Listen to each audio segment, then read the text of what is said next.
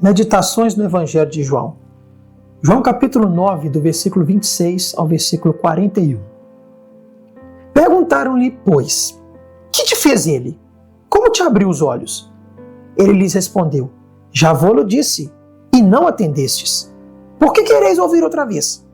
Porventura quereis vós também tornar-vos seus discípulos? Então o injuriaram e lhe disseram, discípulo dele és tu. Nós somos discípulos de Moisés. Sabemos que Deus falou a Moisés, mas este nem sabemos de onde é.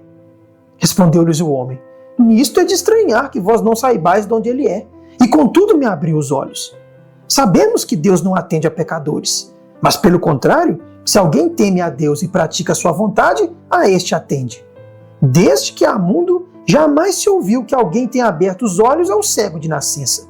Se esse homem não fosse de Deus, nada poderia ter feito. Mas eles retrucaram, tu és nascido todo em pecado e nos ensinas a nós? E o expulsaram. Ouvindo Jesus que o tinham expulsado, encontrando-o, lhe perguntou, crês tu no Filho do Homem? Ele respondeu e disse, quem é, Senhor, para que eu nele creia? Jesus lhe disse, já o tens visto, e é o que fala contigo. Então afirmou ele, creio, Senhor, e o adorou. Prosseguiu Jesus, eu vim a este mundo para juízo, a fim de que os que não veem vejam, e os que veem se tornem cegos. Alguns dentre os fariseus que estavam perto dele perguntaram-lhe, acaso também nós somos cegos? Respondeu-lhe Jesus, se fossem cegos, não terias pecado algum. Mas porque agora dizeis, nós vemos, subsiste o vosso pecado. Nós vemos nesses versículos, irmãos, como muitas vezes os pobres são mais sábios do que os ricos. O homem a quem nosso Senhor curou da cegueira era evidentemente alguém de condição muito humilde. Está escrito que ele era um daqueles que se sentavam e pediam esmolas. E ainda assim, ele viu aquilo que os orgulhosos líderes dos judeus não conseguiam ver, ou não queriam ver. Ele reconheceu no milagre do nosso Senhor uma prova irrefutável da sua missão divina. Ele mesmo disse, se este homem não fosse de Deus, nada poderia fazer. De fato, a partir do dia de sua cura, sua posição se inverteu completamente. Agora ele via e os fariseus eram os cegos. O mesmo se observa em outros trechos da Escritura. Os servos de Faraó, eles viram o dedo de Deus nas pragas do Egito, enquanto o coração de Faraó se endurecia. Os servos de Naamã reconheceram a sabedoria do conselho de Eliseu quando seu mestre se retirava com ira. Os grandes, os poderosos e os nobres são com frequência os últimos a aprender as lições espirituais. Suas posses e sua posição muitas vezes cegam os olhos do entendimento e os afastam do reino de Deus. Está escrito, nem muitos sábios segundo a carne, nem muitos poderosos, nem muitos nobres são chamados. Isso está na primeira carta de Paulo aos Coríntios, capítulo 1, versículo 26. O cristão pobre jamais precisa se envergonhar de sua pobreza.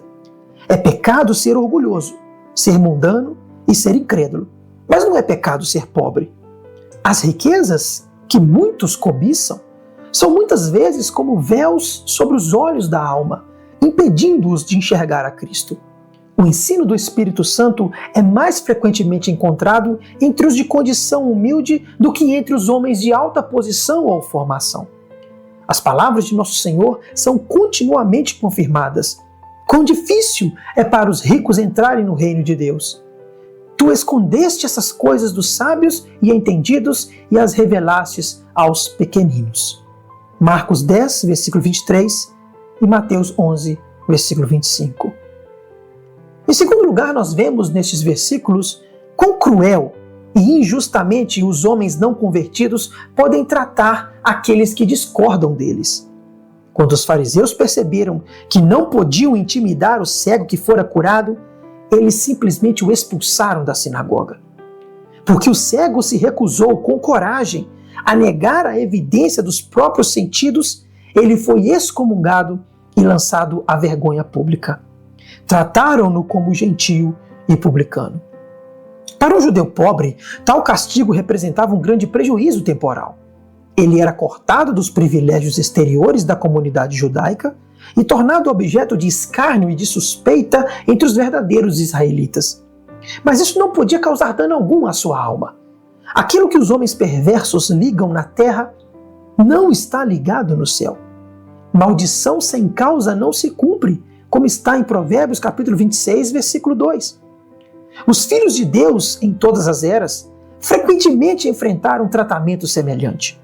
Excomunhão, perseguição e prisão têm sido armas preferidas dos tiranos religiosos. Incapazes, como os fariseus, de responder aos argumentos, recorrem então à violência e à injustiça. Que todo filho de Deus que passa por esse sofrimento nessa terra se console com esse pensamento. Há uma igreja verdadeira da qual nenhum homem pode expulsá-lo. Há uma comunhão da qual nenhum poder terreno pode separá-lo. Somente é bendito aquele a quem Cristo chama de bendito. E somente é maldito aquele a quem Cristo declarará maldito no último dia.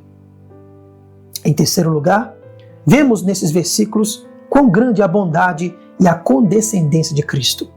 Tão logo aquele pobre homem foi expulso da comunidade judaica, Jesus o encontra e lhe dirige palavras de consolo. Ele sabia muito bem o quanto a excomunhão era uma aflição dolorosa para um israelita e, portanto, prontamente confortou aquele homem com palavras de ternura. Jesus se revelou a esse homem do modo mais pleno do que fizera com qualquer outro, exceto com a mulher samaritana. Em resposta à pergunta, quem é o Filho de Deus? Jesus lhe respondeu claramente, tu já o tens visto e é ele quem fala contigo. Temos aqui uma entre muitas belas ilustrações do coração de Cristo. Ele vê tudo o que o seu povo sofre por amor dele e se compadece de todos, desde o mais elevado até o mais humilde.